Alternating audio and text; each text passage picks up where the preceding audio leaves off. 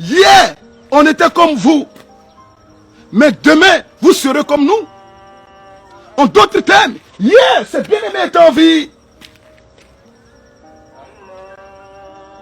Mais demain, c'est nous qui allons les rejoindre. Lorsqu'on parle de la mort, les gens ont peur. Bien-aimé de Dieu, si tu as peur de mourir, tu dois avoir peur de vivre.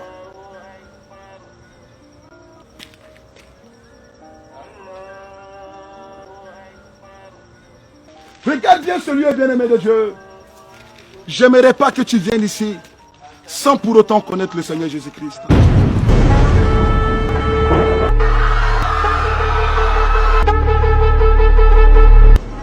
Voilà pourquoi j'aimerais t'exhorter aujourd'hui.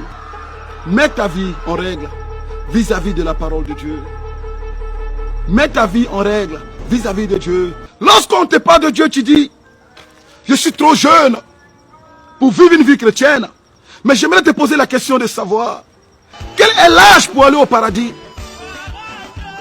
Et de même, quel est l'âge pour être qualifié pour l'enfer? Il n'y a pas d'âge pour aller au paradis. Et il n'y a pas aussi d'âge pour aller en enfer. Alors si tu penses que tu es trop jeune pour donner ta vie au Seigneur Jésus-Christ, en d'autres termes, tu es en train de confesser que tu es prêt pour aller en enfer. Parce que demain ne t'appartient pas et ton souffle de vie ne dépend pas de toi. Alors j'aimerais finir ce message pour te dire, tous ceux qui sont ici, malheureusement, celui est silencieux. Il y en a de parmi ces bien-aimés qui allaient en boîte de nuit s'amuser. Où sont aujourd'hui les DJ qui les amusaient? Où est aujourd'hui la musique qui les faisait danser?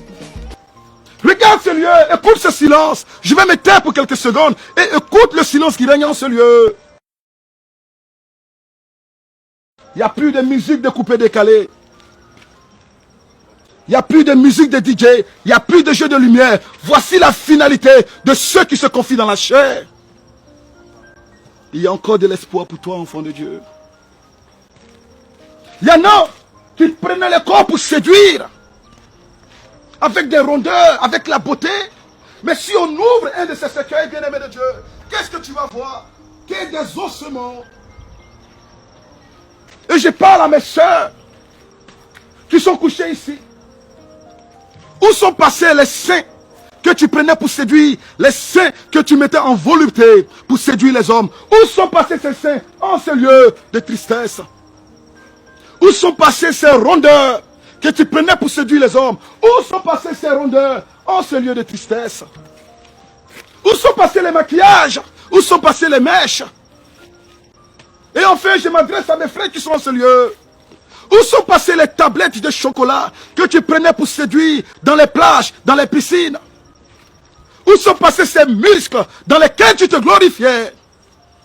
N'est-ce pas qu'aujourd'hui, tout est devenu ossement?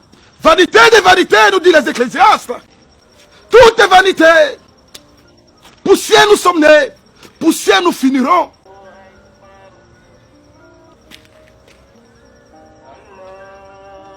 Voilà pourquoi, pendant que tu as encore le souffle de vie, j'aimerais t'encourager de donner ta vie au Seigneur Jésus-Christ. Enfant de Dieu, si tu ne connais pas encore le Seigneur Jésus-Christ, si tu as écouté ce message et Dieu t'a interpellé, et tu ne sais pas pourquoi Dieu te fait écouter aujourd'hui ce message, j'aimerais t'inviter aujourd'hui à donner ta vie au Seigneur Jésus-Christ. Mais avant, j'aimerais parler à ceux qui s'appellent chrétiens. Tu te dis chrétien, mais tu as une double vie. Bien-aimé de Dieu, c'est qui tu trompes. Car il n'y a pas plus grand menteur que celui qui se ment lui-même. Oui, certes, les hommes ne te voient pas, mais sache que Dieu te voit.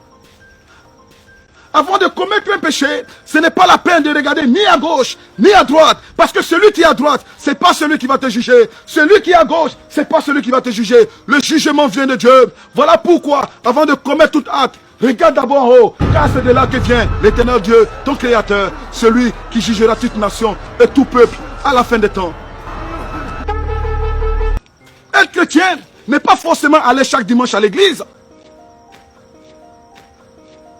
Si c'était le cas, alors la souris qui vit dans la scène de l'église serait appelée chrétienne.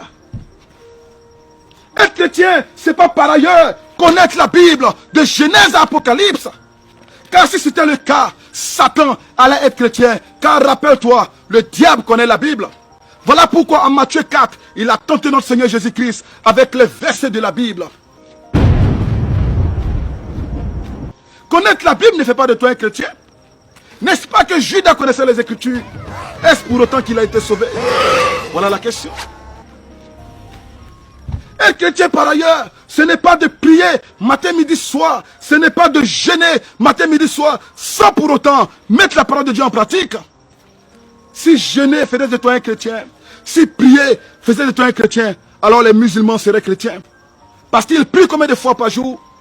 Et dans l'année, ils prennent 40 jours où ils se consacrent au jeûne. Est-ce pour autant qu'ils sont chrétiens? Est-ce pour autant qu'ils sont sauvés? Voilà la question. Et on fait une dernière question. Est-ce qu'être chrétien, c'est d'enregistrer plusieurs prédications dans ton portable, dans ton ordinateur? Être chrétien, c'est d'avoir les CD de tous les hommes de Dieu du monde, sans pour autant mettre un seul verset en pratique. Bien aimé, ce n'est pas le temps d'écouter, c'est le temps de mettre en pratique. Nous avons trop écouté la parole de Dieu.